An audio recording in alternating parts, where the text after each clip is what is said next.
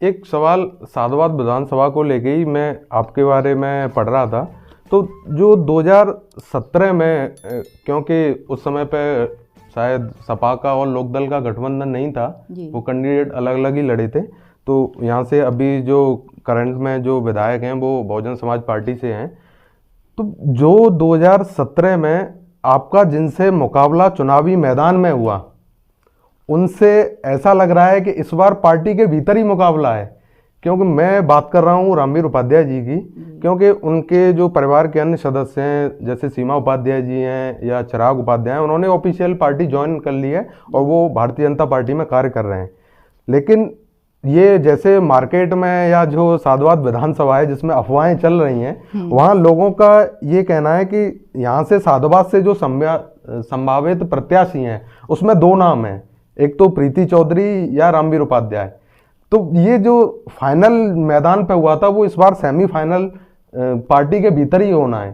तो इसको लेकर के आप किस तरह से देखते हो? एक तरह से देखा जाए तो 2017 के जो चुनाव था उसमें वो विजयी हुए और वो जनपद के बड़े नेता हैं, लेकिन दूसरे संदर्भ में इसको देखा जाए तो आपने आइडियोलॉजी के तौर पर तो आपकी विजय हो गई, क्योंकि आपको उन्होंने बसपा से हराया और इस बार वो भारतीय जनता पार्टी के टिकट पर चुनाव लड़ने के लिए वो भी अपने प्रयासरत हैं। तो मेरा सवाल इसमें दो सवाल हैं इस क्वेश्चन में।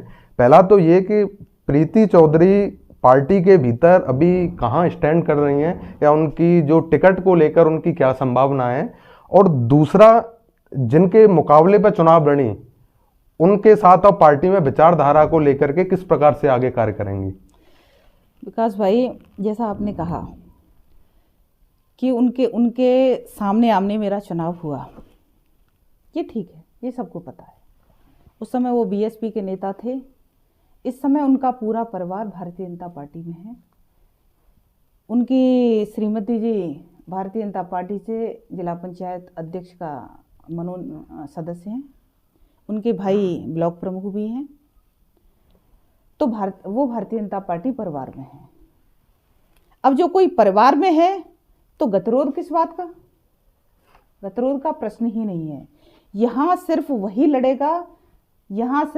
लड़ेगा जो कमल का फूल होगा, जिसको पार्टी ये सिंबल देगी वही प्रत्याशी होगा। प्रत्याशी कौन होगा ये न रामवीर उपाध्याय जी को पता है, न प्रीति चौधरी को पता है, न किसी और को पता है। इसलिए हम सब लोग काम कर रहे हैं।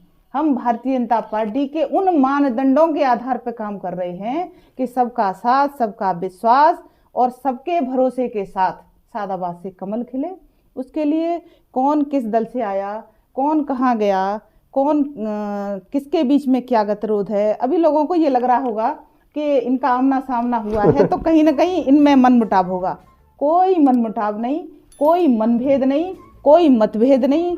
सिर्फ एक ही जन विश्वास है कि भाजपा को सादाबाद से विजयी बनाना, भाजपा को यहाँ से जिताना।